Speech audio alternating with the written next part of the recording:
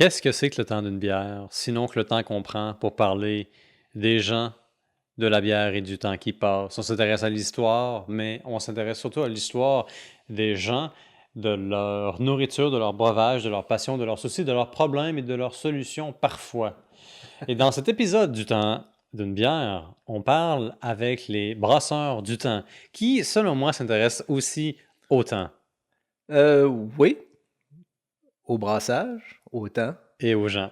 au problème, mais on n'a pas beaucoup de solutions. Oui, on a une solution. En fait, c'est Homer Simpson qui disait ça, hein? Ah oui! La bière est la cause et la solution de tous les problèmes. Oui, et je me souviens d'avoir une lecture plus récente qui me disait la bière ne, ne trouve pas la réponse à la question, mais permet de l'oublier momentanément. Oui, il y aurait des citations. On pourrait faire un balado de Oui. citations sur la Oui, bière. parce que hélas, autant on emporte la bière des fois, peut-être trop souvent. Mais Ah oui. écoute, Alain, Oui, toi là, salut. salut, comment ça va? Cela va bien. Et toi? Moi, je suis de très bonne humeur. Je suis content de te jaser ça. J'ai plein de questions par rapport à toi puis au brasseur du temps, parce qu'il faut le dire. Mhm. T'es copropriétaire Oui. de la première microbrasserie. Pardon, j'ai un chat dans la gorge. J'ai plus de chat dans la gorge.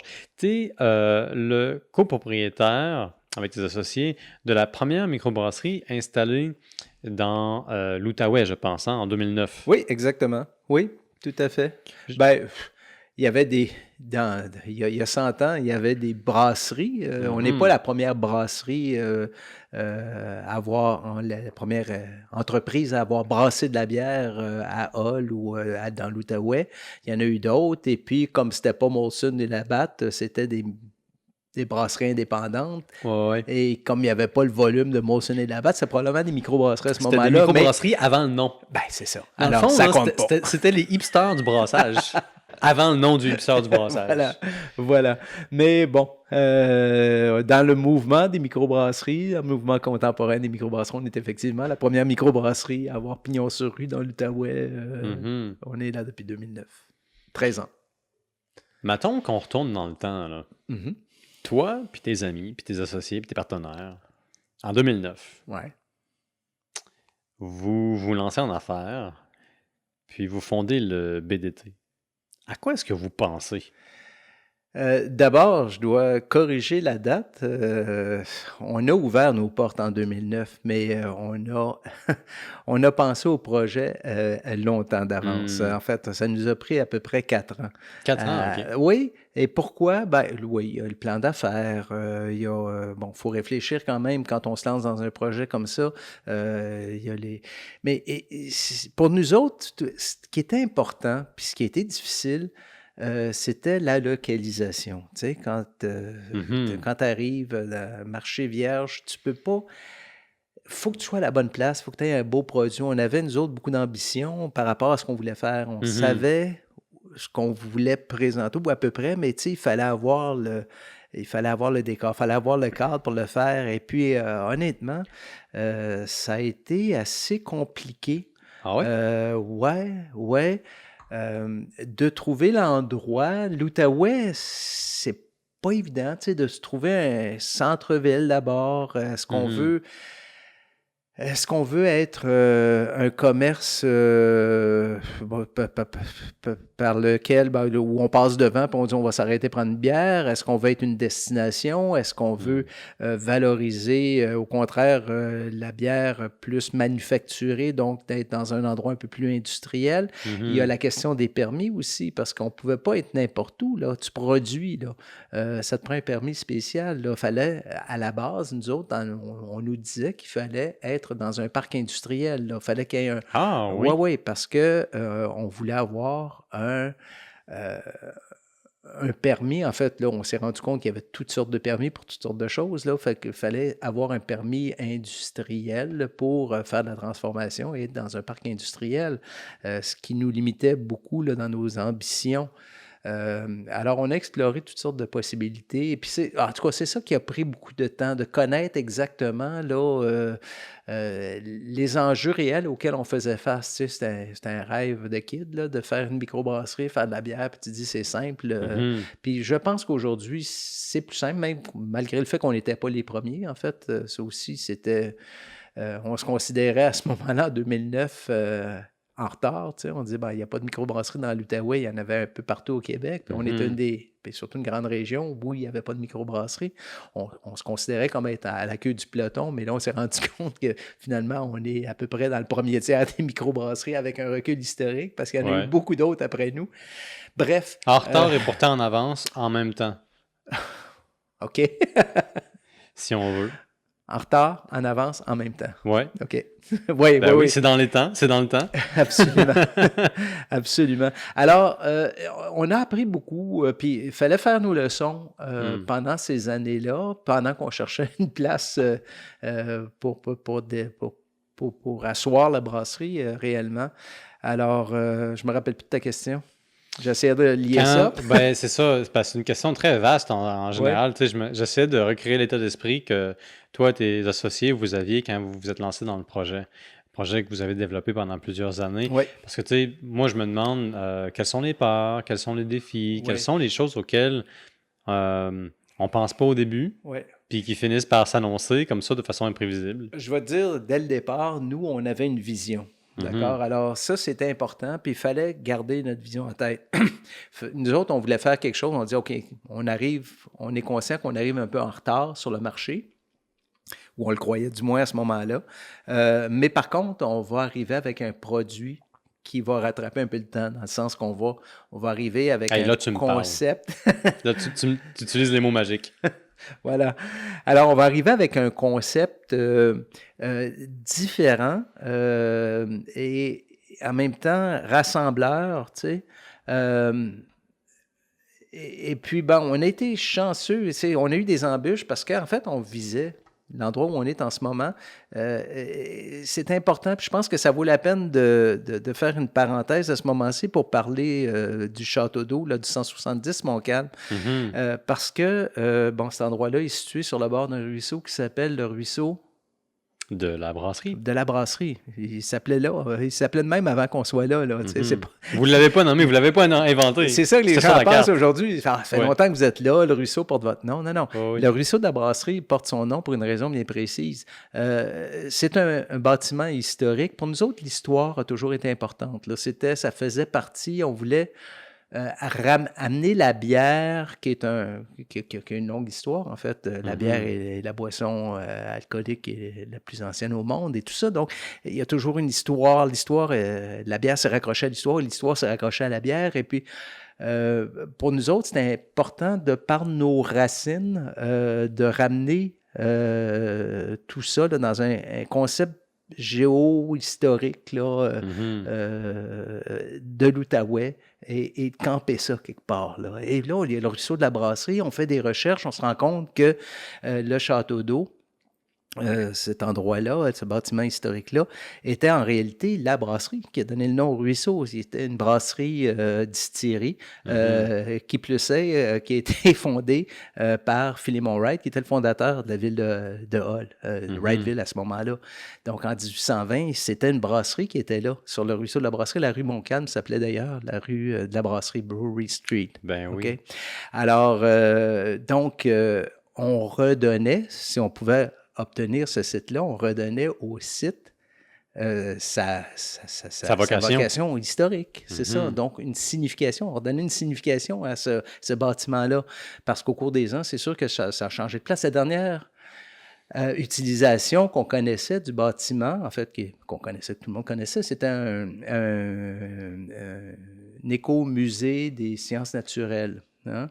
Et puis, ils l'ont fermé. En fait, le bâtiment était inhabité depuis 4 ou 5 ans. Là, Et puis, c'était un peu triste parce que c'était un beau bâtiment. Puis bon, tu sais, quand un bâtiment est inhabité comme ça, il y a des graffitis, des vitres cassées, des choses comme ça. Puis, ça ne mettait pas en valeur le secteur. Hein? C'était... Alors, bon, on a pris le pari, le défi de retourner voir les politiciens puis de demander, parce que pour eux autres... Écoute, surtout quand on connaît l'histoire du centre-ville de Hull, dire je viens installer une brasserie près du centre-ville, c'était comme tu viens installer du trouble, mon homme, là, tu sais, comme on vient justement de les fermer, les brasseries, tu sais, comme pas les brasseries, mais les pubs. Et puis nous autres, on leur dit, ben, on ouvre une brasserie. Parce que Hull a connu un épisode particulièrement salace et trouble de bordel, et d'endroits de jeu, et puis... OK, ça, c'est là, mais tu ça retournes faisait loin très, très, très l'histoire. longtemps. Mais moi, je parle des problèmes sur la rue du Portage, là, quand les Ontariens, quand la fermeture des bars en Ontario Ouais. à 1 heure, ben, les gens venaient faire la fête au Québec, ils fermaient ces bars à 3 heures, puis il y avait des batailles, tout ça, puis bon, il y avait des bars, chaque bâtiment, chaque 2 bâtiments, il y avait un bar, OK, tu je sais. comprends, oui. Et là, il y a un conseiller, Claude Bonhomme, qui est vraiment parti en croisade contre ça et il y avait un moratoire sur l'ouverture des bars, fermeture, le nombre de permis, etc. Et puis, bon, on arrivait juste après cette période-là où finalement on avait tranquillisé le centre-ville de Hull. OK. Et là, nous, et je comprends quelque part. Les politiciens, tu sais, remets-toi dans le contexte, là, il n'y avait pas de microbrasserie là, dans l'Outaouais. Là. Puis microbrasserie, à moins d'être un amateur de bière, ça ne dit pas grand-chose aux gens. Et là, on dit, ben là, on fait d'un bâtiment historique, là, on vient te refaire un bar. Tu sais, une brasserie, on va même la brasser, la bière, comme si c'était encore plus insultant, si on mettait encore plus de pouvoir dans... Ce qui, pour vous, était un peu un projet de mise en valeur du patrimoine en parallèle avec une microbrasserie pour les amateurs de bière était perçu par les autorités de la ville à l'époque un peu comme étant un peu le contraire de ce qui était l'objectif, c'est-à-dire de pacifier le... Oui, puis, tu sais, nous, on connaît la clientèle qu'on visait, puis on le sait que c'est pas la clientèle de taverne là, traditionnelle, tout ça, c'est une clientèle tout autre, c'est une clientèle en croissance, les gens qui veulent boire de la bière pour les vraies raisons, c'est-à-dire pour le goût de la bière et non pas pour l'effet, etc. Donc, on savait, nous autres, qu'il n'y avait aucun risque là-dessus, tu sais, c'est comme... Mais pour quelqu'un qui ne connaît pas nécessairement, il n'y en avait pas, là, il n'y avait pas d'exemple. Et aussi pour ces gens-là doivent rendre compte au public, tu sais, dire c'est l'argent. En fait, c'est pas nécessairement l'argent de la ville. Puis ça, c'est un bâtiment qui appartient à la ville quand même, mais on paye un loyer commercial c'est tout à fait dans les normes et puis concurrentiel, il y a pas de on paye là. Mais on est quand même, nous, on a remis quand même le site, on a investi beaucoup d'argent à l'intérieur. Bâtiment historique, on ne pouvait pas toucher à la carcasse à l'extérieur, mais on y a donné de la chaleur, c'était vide. Là. Il a fallu même démolir et tout ça et refaire des choses. Il ne devait plus rester grand-chose d'utilisable à l'intérieur. Non, c'est ça. Et ça nous appartenait de le faire. Donc, on a redonné de la vie à ce bâtiment-là, on a redonné de la vie au secteur. Et puis, ben ça, fallait quand même, quand on est retourné, puis revoir les politiciens faire du lobby, tout ça, ben fallait de leur côté, il fallait qu'il y ait une vision, puis il fallait qu'il y ait une certaine confiance. Tu veux dire qu'ils avaient besoin d'être convaincus?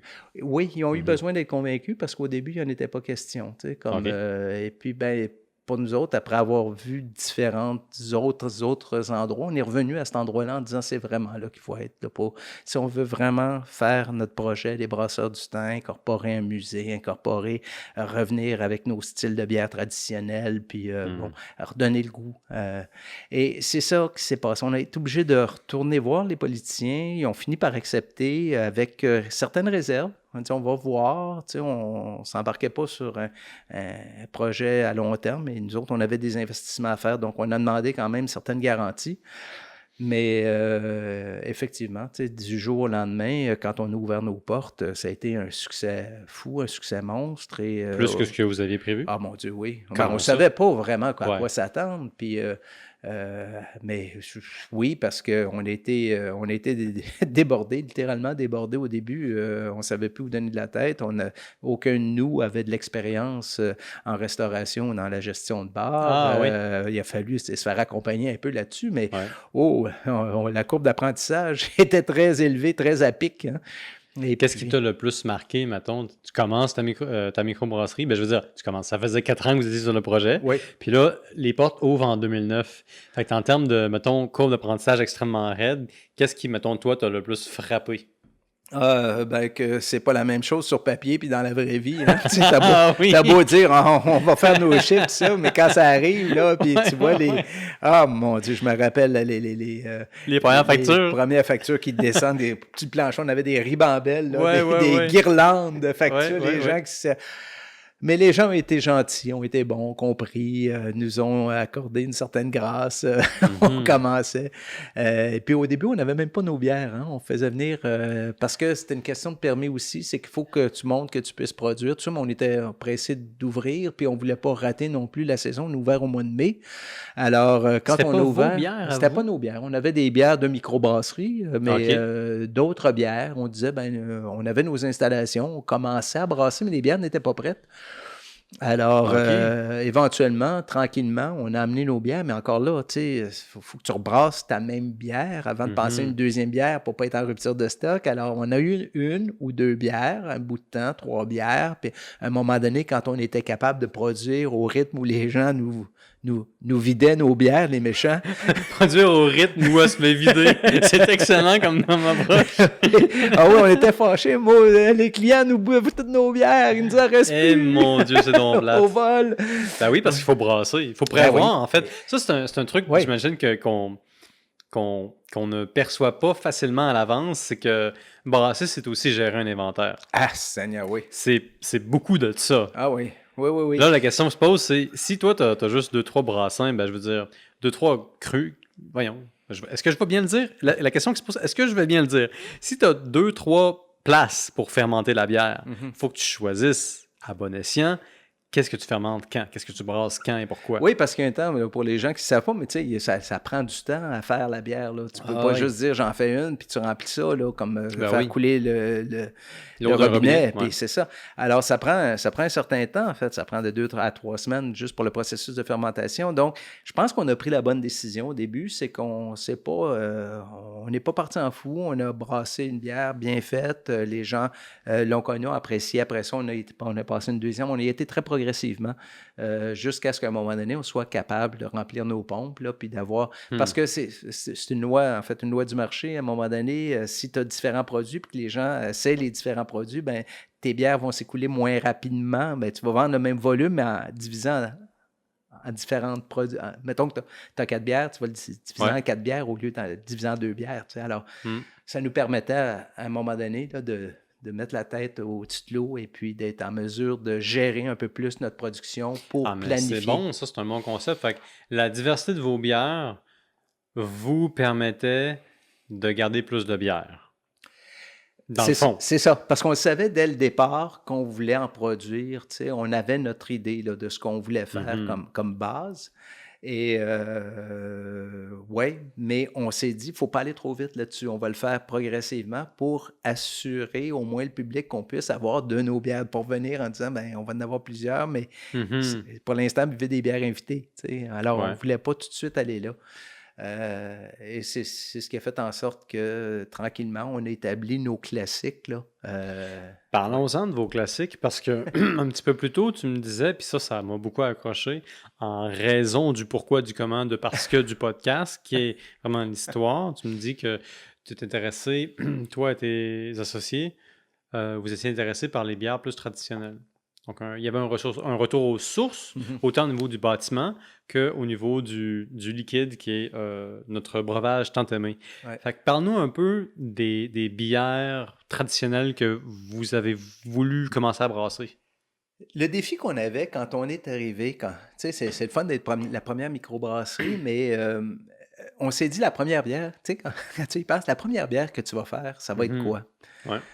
Là, on se dit, ben, on est une région qui est, bon, assez traditionnelle.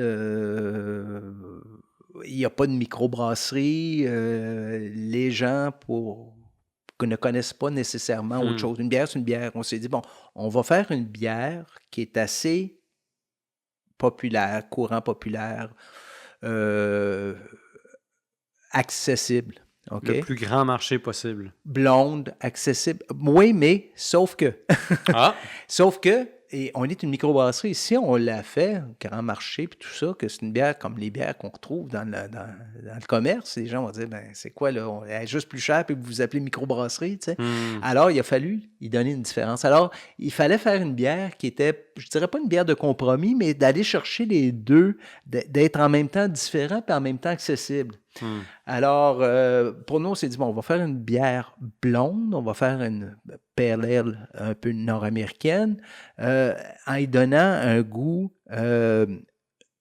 assez rond, parce qu'on se servait de honey malt à ce moment-là, et on s'en sert encore. Cette bière-là, en tout cas, ça s'appelle la lumière fût, c'est comme Mhm. les premiers mots de la Genèse.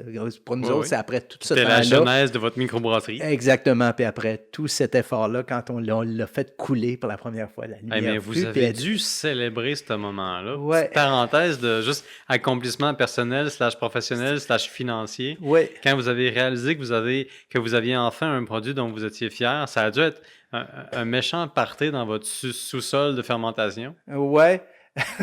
Oui, effectivement, on était fiers, on était contents de la réponse, évidemment, mais aussi de la qualité des bières. Les premières bières qu'on a faites étaient quand même appréciées à leur juste valeur, tu sais, Hmm. même si c'était pas des bières extrêmement complexes, c'était des bières bien faites et les gens étaient en mesure de dire, wow, tu sais, c'est le fun d'avoir ça dans l'Outaouais, c'est le fun d'avoir des bières locales, tu Hmm. sais, fraîches et puis faites sur place. Et c'était un peu ça parce que on se disait, ben, on présente cette bière-là dans un cadre enchanteur. Faut que les produits soient à la hauteur. Faut éventuellement que le service soit à la hauteur. Faut que la cuisine soit à la hauteur. Tu sais, on avait mis la barre assez haute. Et puis, on a eu à travailler beaucoup là, pour que cette vision-là s'actualise dans tous les jours, parce que c'était pas évident non plus dès le début. Alors, tu me disais de parler de ces bières-là, puis là, je voulais présenter comme, bon, la deuxième bière qu'on a faite, on avait notre blonde, tu sais, généralement, Mhm. là, comme dans tous les bars, là, tu commences, tu vas par les couleurs, tu as une blonde, une rousse, puis une brune, C'est ça. une noire, tu sais. Alors, on avait notre blonde, on s'est dit, ben tiens, pour les gens, puis c'était quand même assez tendance, les bières rousses, là, on parle, tu sais, ben, pense à la boréale rousse, par exemple, les gens aiment ça, tu sais, bon. Alors, on s'est dit, on va faire une rousse, puis un peu dans la même idée, c'est qu'on fera pas on va être différent un peu, mais on va être, assez tôt, on s'était dit qu'on allait essayer de se faire une niche, parce on voulait brasser des bières traditionnelles, tu sais, des styles traditionnels. Et la rousse, ben, on a été, bon, on est resté en Angleterre, puis on s'est dit, ben, on va faire une brown ale, mais une not brown ale, là. Pas brown ale, mais not comme noisette. Brown ale OK! à la noisette. J'étais sur le point d'avoir le cerveau qui implose. Non, voilà. Fait que Ouf! attends, c'est des noix, là. Oui, Une, une brown ale, une not halle brown. brune aux noix. Exactement. OK. OK? Et ça, l'archétype du style, ou celle que les gens connaissent plus ici, ce serait la Newcastle. OK? Ouais. C'est un style qui existe, là. Et celle-ci, moi, c'est une de mes bières préférées en termes d'équilibre, de qualité. Alors, tu as un houblon qui est bien marqué, un goût de caramel de base. Oui, le caramel, il est fort, là. Oui, bien appuyé là, sur les céréales. Et tu vas voir qu'il y a comme une petite essence de noisette aussi, là, qui est à la jonction du houblon, du malt et même de la levure à un moment donné. Alors, tout ça ensemble, il n'y a pas de noisette à rajouter, ce n'est pas un Nutella là, qu'on met, mais c'est comme, c'est juste avec ces ingrédients de base-là qu'on arrive à aller chercher ce goût de noisette-là qui va définir un peu l'amertume de la bière. Ben, moi, j'ai pas la prétention de dire que mon nez est capable de tout capter ça, mais puis je vais le dire au mieux de mes connaissances. Je sens une espèce de petite fraîcheur dans l'air au-dessus au-dessus de la bière, un petit quelque chose de frais, là. Genre quelque part mi-résineux, résineux. mi-vanille. Oui. C'est comme. C'est ça que je perçois. Puis c'est bien parce que il y a une petite brise, on dirait, là, dans mon nez quand je sens ça. Mais je l'aime bien. Moi, j'aime bien les rousses. Mon père est un grand fan de rousses. Ah, il aurait fallu l'inviter ce soir avec nous. Prochain coup, je vais dire. Excellent. Parce que lui, c'est un gars qui a grandi autour de Plessisville puis Drummondville. Puis il y a plein d'histoires à raconter, mais c'est comme si des fois, il s'en rend pas compte. Bon. Fait que ça, c'est votre première grande bière dans votre philosophie de faire des bières traditionnelles. Oui. Une bière rousse. Oui. Et puis, elle s'appelle l'Allumante. Oui. Pourquoi? Ben, c'est en fait, c'est l'histoire des allumetières. Hmm. Euh, Qui est? c'est les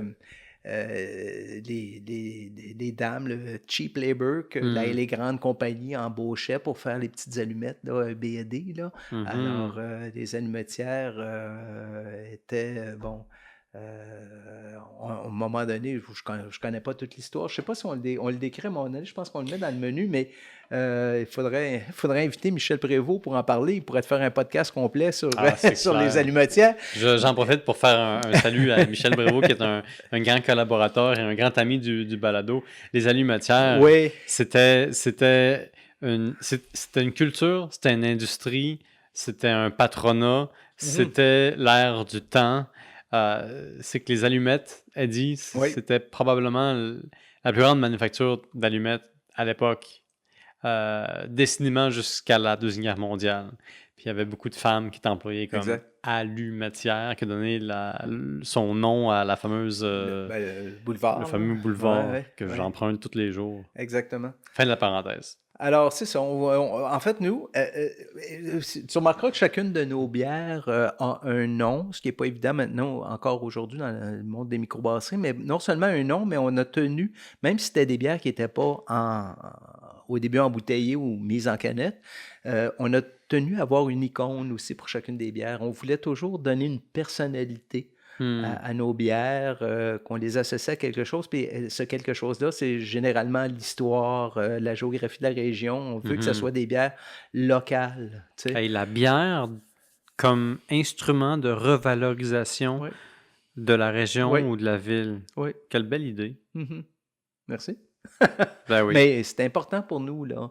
Hmm. C'est dans les détails. Puis chaque bière a une description, mais tu sais, on ne veut pas imposer une description. Tout le monde est capable de goûter une bière, mais pour nous, c'est important aussi. Ça fait partie d'écrire et souvent d'écrire le profil, mais souvent quand on donne, on décrit la bière, on a un petit côté anecdotique de dire ben, d'où vient le nom, à quoi ça réfère, pourquoi on l'a fait comme ça, tu sais, de dire, on veut que les gens aient une relation avec le produit quand on boit de la BDT, c'est important. Fait que si je prends cette bière-là, qui est la Lumande, qui est votre deuxième, je pense, opus brassicole, vous aviez deux choses en tête. Une bière qui était déjà en demande de l'époque, c'est-à-dire une rousse.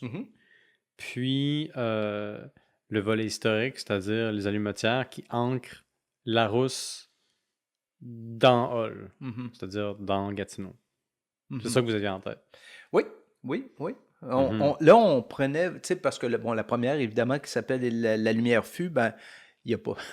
C'est universel, ça ne s'applique pas nécessairement à la région ici. Le nom qu'on a pris à ce moment-là, c'était beaucoup plus pour nous, on l'a nommé comme ça, puis bon. Mais à partir de ce moment-là, on prenait une décision de ramener, d'avoir des bières historiques et locales en même temps, avec une personnalité.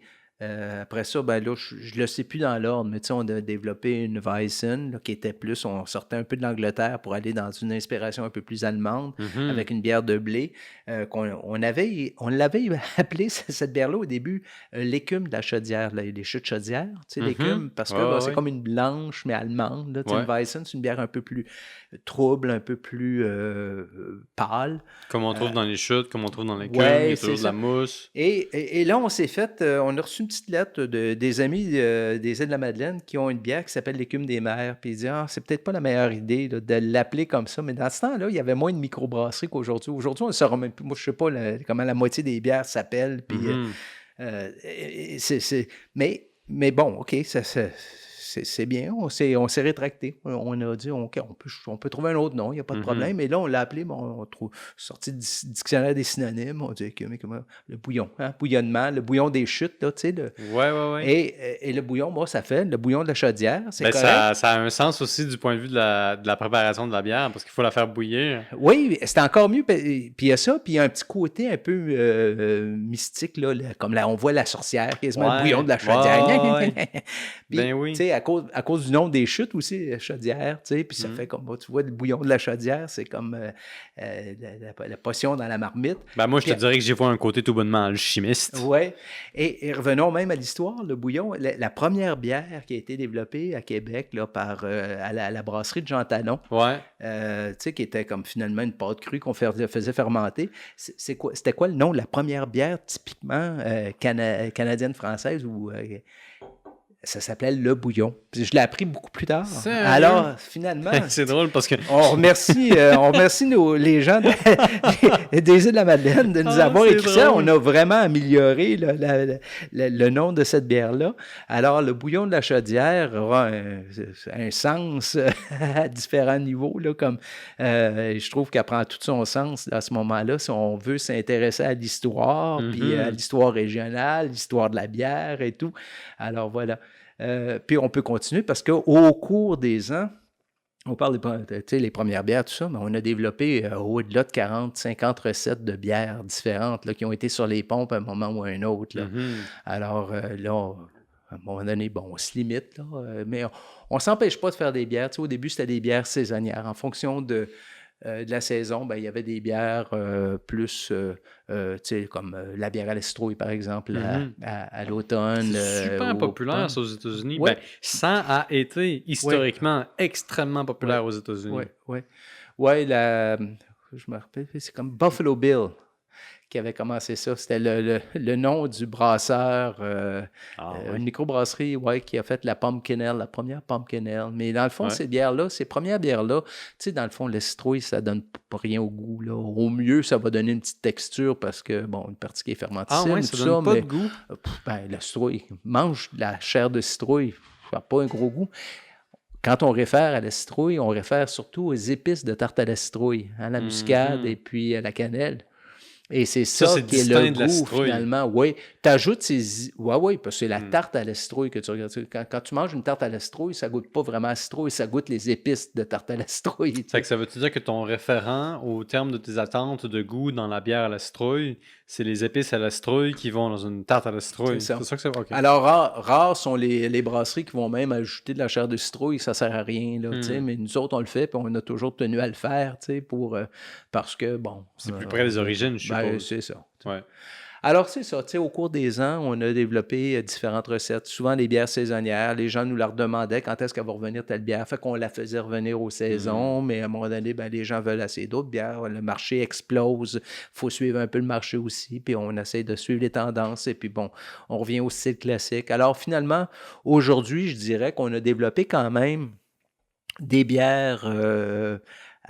nos régulières que les gens aiment bien, qui sont fidèles au style qu'on a développé au début, qu'on appelle l'horloge. Puis on se donne quand même sur les pompes, on a toujours 16 bières, on a 12 régulières, puis on a 4 à 5 bières qui sont en rotation, des créations ou des bières saisonnières qui reviennent, etc.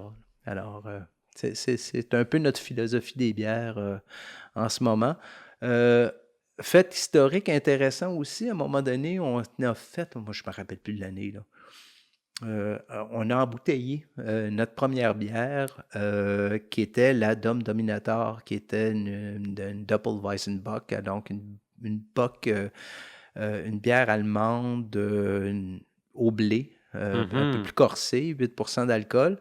Et quand on s'est mis à embouteiller, on a fait de la 750 millilitres. Nous, c'est des grosses bouteilles, là. des grosses bouteilles, toutes faites à la main, embouteillées à la main. Et quand on a embouteillé notre première Dom Dominator, et je m'excuse, je me rappelle plus de l'année, mais ça faisait peut-être... Le temps n'est pas important. Seule la vie est importante. C'est une citation du film Le Cinquième élément. Super. Mais bon, ça faisait peut-être 4-5 ans qu'on existait, là, donc vers 2013, bref. Et c'était la première bière qui était embouteillée à Hall depuis 100 ans. Sérieux? Ben oui, parce qu'il n'y avait rien eu, il n'y avait pas eu d'activité brassicole, tout ça. Alors, on relançait ça avec la Dame Dominator. Je me rappelle, on avait fait le lancement au Salon du Livre de cette première bière-là, embouteillée en 100 ans. Ouais. Là, vous n'avez pas lancé une bière sur un livre, là, Non, j'espère. Ben non, parce qu'un lancement de bière au Salon du Livre, il oui, faut ça faire prend, attention. oui, oui, oui. Ça a plus rapport avec mon imagination qui n'a aucun sens qu'avec la conversation. J'entends bien, je comprends bien. Tu es tout excusé, c'est tout à fait correct. Fait que vous avez vraiment expérimenté avec beaucoup de bières. Oui. Puis vous avez commencé avec des bières, mettons, plus conventionnelles pour lesquelles vous entendiez qu'il y avait un marché. À la limite, mettons, entre ce qui est attendu de la plupart des bières, puis ce qui est en même temps un peu marginal. C'est Oui, ça? oui, puis non. Assez rapidement, je te dirais que c'était peut-être le cas pour les premières, là, jusqu'à ce qu'on fasse notre noir, parce qu'il fallait, bon, comme je te disais au début, la blonde, la rousse, la noire. Mais après ça, on est allé sur des styles. En fait, déjà, quand on a fait le choix de brasser une Weissen, et puis là, bon, c'est quand on a fait le choix, c'est Dominique Gosselin, là, partenaire et brasseur, qui s'est dit, au lieu de faire une blanche de style belge, tu sais, plus traditionnelle, comme la Hoegaarden ou autre, on va aller plutôt sur les Weizen. Il y en avait moins dans le marché. Des bières de blé, puis tu sais, ça va être une alternative aux gens qui sont habitués de prendre des blanches ou qui aiment prendre des blanches à la terrasse, un peu partout dans les bars. Puis bon, on va dire, regarde, nous autres, c'est différent. C'est une Weizen, et puis goûtez-y. Puis tu sais, c'est pas une bière zéro blond, en fait, pas zéro amertume, très douce. Facile à boire avec un petit goût C'est très fruité. peintable, très estival, très, très bon pour la chaleur. Petit goût de banane, là, un petit goût fruité. Ouais. Alors, tu sais, déjà, on prenait certains, je dirais pas des risques, parce qu'il n'y avait pas un gros risque, mais on allait chercher quand même ailleurs. Tu sais, on ne restait pas dans les bières parce que tu parlais de conventionnel, tout ça. On faisait différent. Aujourd'hui, on fait une blanche même qui, au lieu d'être à la coriandre et au curaçao, c'est à la lavande et à la camomille. Alors, on reste, tu sais, dans des goûts doux, un peu dans les mêmes tons, un peu tisane, tout ça, mais différents. Alors, c'est un peu ça. Alors, nos bières, quand on développait des nouvelles recettes, tout ça, on amenait des nouveaux produits, mais ce qui nous a encouragés, c'est que les gens aimaient essayer des nouvelles choses. C'était dans l'esprit des microbrasseries où, là, aujourd'hui encore, les gens se garochent sur les nouveautés. Et dans le temps, même si on était seul, on dit, ben, on va créer, faire des qualités, au lieu de rester toujours dans les mêmes bières. Et si les gens ne le prenaient pas, on serait revenu aux bières traditionnelles qu'on faisait. Mais là, comme il y avait une bonne réponse sur chacune des bières, écoute, on a continué à développer, puis les gens ont continué à aimer découvrir des nouvelles bières. Tu sais, à un moment donné, ça me fait penser, on a toujours une bière fumée. C'est pas évident, là, les gens se disent, qui va boire une bière fumée, mais ça passe, puis les gens, il y en a qui ne reviennent que pour cette bière-là quand tu es sur les pompes. C'est laquelle, votre bière fumée, déjà? Là, ils ne m'aimeront pas. Là, j'ai juste un petit blanc de mémoire. J'étais pour la nommer tout à l'heure. J'ai dit, j'espère qu'il me posera pas la question. Ça va me revenir. Je reviens dans quelques instants. Ben oui. Donc, tout le monde, on se met sur pause le temps qu'Alain se souvienne. Moi, je vais faire des jeux de mots à outrance jusqu'à ce que ça arrive. Là, tu vas me distraire. Non, c'est ça. Mais je reviens avant la fin du podcast. Quand tu parles de bière fumée, il y a un côté de moi qui est complètement mélangé entre la bock puis la bière à la vapeur de la Californie américaine. Puis là... La 1900, c'est ça le nom de la notre bière. La 1900, tu vois, tout ça, c'était pensé, je savais que ça allait fonctionner. C'est niaiseux parce que je cherchais, moi, c'est ça, on parlait de l'histoire, tout ça, tu sais, ça fait rapport 1900. Au feu, puis là, tu parlais de tes jeux de mots au feu de 1900. Qui sont pourris, d'ailleurs, je le reconnais moi-même impunément. Ah, tes jeux de mots? Ils sont pourris, mes jeux de mots. Ok, je pensais que tu parlais de nos bières. Non, c'est mes jeux de mots qui sont absolument pourris tout le temps. Pas tant que ça. Mais, tu vois, 1900, c'est le goût cendré, le goût fumé, qui fait référence au grand feu de 1900. Et c'est ça. Donc, ta question, où t'es mêlé tu me disais... je me demandais, en fait, c'était quoi une bière fumée? OK. Il y a deux types de bières fumées, OK? La nôtre, c'est une bière où le malt, parce que tu peux avoir c'est plus une Rauk beer, là, comme un peu dans le style de Hmm. Bamberg, tout ça, où c'est un malt. C'est le malt qui, au moment de... quand on fait chauffer le malt, on le fait chauffer sur un feu de tourbe, là, Mhm. comme le whisky. OK? OK. Alors, c'est exactement ça. Donc, c'est le malt, la céréale elle-même qui est fumée et qui va donner ce goût de fumée-là à la bière. Évidemment, on n'en met pas une dose extrême, ça serait pas buvable, ça serait juste comme boire de la fumée. Ouais. On en met, c'est une question d'équilibre. Et notre 1900 a justement un fini de fumée, mais en arrière-plan, qui fait que, pour reprendre ton expression, impeintable. Mhm. Et quelque part, si ce goût-là te plaît, ben, tu vas chercher à le reproduire, à en reprendre d'autres. Et comme c'est un style qui est assez rare, on ne retrouve pas toujours, ben, les gens revenaient la prendre chez nous. Et Mhm. c'est une bière qui peut être le fun aussi à jumeler avec, par exemple, les fromages ou avec certains plats. Les charcuteries, peut-être? Probablement les charcuteries, oui, tout à Hmm. fait. Mhm. Ouais. J'ai déjà eu une belle dégustation de bière chez moi avec des saucisses allemandes, du fromage fumé, et puis c'est une bière, et puis l'activité de jumeler un certain type de fromage avec un certain type de bière, tu peux facilement entrer dans des zones de sophistication interdimensionnelle qui Ah, sont particulièrement révélatrices, là. Tu arrives dans une autre dimension avec ça. tout à fait. C'est très tendance à faire les bières fromages, là. Puis Mhm. effectivement, écoute, tu sais, j'ai rien contre le vin, là. On est habitué à parler de vin fromage, mais tu sais, c'est Mhm. toujours une variation sur le même thème, hein, le vin. Tandis que la bière, tu peux aller dans toutes les directions, ce que tu disais, Pas mal sûr qu'il y a plus de l'interdimensionnel, là. goûts différents. Oui. Je pense que l'éventail des goûts dans un verre de bière, d'une bière à l'autre, est plus large que l'éventail de goûts à travers les vins. Puis c'est pas si étonnant que ça, parce que dans le vin, tu as le raisin puis la levure. En soi, dépendamment de la géographie, de la place, de l'ensoleillement, tu peux avoir vraiment beaucoup de diversité, Mhm. puis ça paraît. Mais cette diversité-là, elle est maximisée dans la bière à cause des ingrédients que tu rajoutes à la Ben, levure, c'est ça. puis juste la céréale. Parce que ta céréale, tu peux la manipuler énormément, Ben oui, puis tu peux faire des combinaisons de céréales. oui. Puis après ça, ben, il y a le houblon, puis il y a les extraits que tu peux Variété. rajouter. Tu peux mettre des essences de toutes sortes de trucs, ce que tu fais moins traditionnellement dans le vin. Oui, oui, absolument. Mais là, la Absolument. question qui se pose, là, Alain, Yes. tu m'as parlé de 40 à 50 différentes recettes que vous avez essayées le temps d'une bière au brasseur du temps. Ça a été quoi ta recette préférée à toi? Ah, mon Dieu. Encore une fois, la question à moins 100 000 $. Moi, ouais, il y a des bières, j'essaye, j'aime, tu sais, évidemment, là, les bières du moment, tout ça. Il y a des phases, des périodes. On est une microbrasserie aussi, hein. Il y a certains, on peut se permettre aussi de se dire qu'il y a certains brassins qui sont mieux réussis que d'autres. Mhm. Des fois, tu tombes, tu sais, même si on essaie de reproduire toujours la même recette exactement, on n'a pas les contrôles de qualité de Molson Labatt et autres, là, tu sais, Mm. vouloir nécessairement toujours cloner, de refaire toujours la même bière. Nous autres, c'est correct d'un brassin à l'autre, qu'il y ait des petites variations, puis qu'il y ait des petits changements. Donc, mais ceci étant dit, donc moi, j'aime essayer, tu sais, les nouveautés, les nouvelles bières, mais il y a des bières que je respecte pour l'équilibre.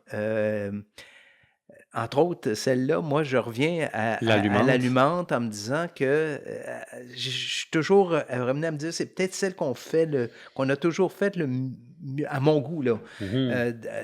Parce que c'est la bière la plus équilibrée avec ses côtés particuliers ou sa personnalité. Tu sais, en tout cas, je sais pas trop comment le dire, mais cette bière-là Mhm. m'ensorcelle d'une certaine façon, là, toujours. Ouais, c'est là qu'on voit l'expérience du vécu à l'intérieur. Parce que tu y as goûté assez souvent, je présume. Mhm. Moi, je sens qu'il y a plusieurs choses qui se passent dans cette bière-là. Puis ta balance, je l'aperçois, mettons, malt ou blond. Oui. Une sécheresse par rapport à humidité, tu sais, une légère astringence. Puis en même temps, il y a beaucoup de choses qui se passent dans cette bière-là. Puis moi, j'ai pas les mots, mais je sais que c'est une bonne bière. Oui. Puis, tu sais, il y a des bières comme, bon, des bières un peu plus costaudes, plus extrêmes, plus festives. La Trois Portages, par exemple, qui est une triple. Tu sais, il n'y en a plus beaucoup des triples belges houblonnées faites par les microbrasseries. Celle-là est toujours disponible à Trois Mhm. Portages, puis elle est toujours bonne. Là, tu sais, la levure belge qui s'exprime là, avec Elle est riche, cette bière-là. c'est J'ai goûté ça, à une des couple de fruits reprises, tropicaux un puis peu, là, et il y a puis... beaucoup de choses qui se passent dans cette Oui, bière-là. T'en c'est prends ça. pas deux, mais Ah, on la peut... une que tu prends, c'est toute une C'est expérience. peut-être, oui, c'est ça. Ouais. Ou, tu sais, l'Obscur Désir, qui est notre Imperial Stout, tout ça, goût de Hmm. café, un peu une liqueur de café quelque part. Moi, Hmm. j'aime bien une fois de temps en temps, c'est sûr, mais tu sais, de revenir comme bière de tous les jours, qui accompagne assez bien un peu n'importe quoi. C'est une bière de table en même temps. Moi, elle l'alimente n'importe quand. Hmm. Écoute, Alain, parlons-en bien, parlons-en Malte. La bière fait partie du paysage social, avec tous ses excès, toutes ses promesses, tous ses problèmes et toutes ses solutions. Le Brasseur du Temps, première microbrasserie de l'Outaouais, fondée en 2009, a les portes toutes ouvertes si jamais vous voulez aller les voir, eux, leur horloge et leur terrasse. Moi, ce que j'en retire, c'est qu'il en va comme des bières et comme des gens, c'est-à-dire que la diversité l'emporte. Il y a toujours l'espoir d'une prochaine bière qui va surprendre vos papilles gustatives. Et j'y vois là-bas la promesse d'une amitié liquide, comme dit plutôt Mario Daire, que j'ai Ouais, très hâte de recevoir à nouveau oui, sur tout à fait. le temps d'une bière Ouais. pour le temps d'une bière. Écoute, Alain, un gros merci d'avoir été avec nous. Toujours un plaisir. Merci beaucoup à toi. Puis encore une fois, je vous invite à aller les voir. Ils sont au 170 rue Montcalm à Gatineau. Ils ont une belle terrasse, puis pas mal de choix. Et en plus d'être assez sympathiques. Moi, je vous dis, si vous aimez notre contenu, devenez nos amis. Abonnez-vous. Et puis envoyez-nous des suggestions. Vous avez le droit de nous écrire et de nous proposer des sujets. On aime interagir avec les gens. Et on est très content que vous nous ayez écoutés. Donc moi, je vous dis à la semaine prochaine. Cheers! Santé. Santé, man!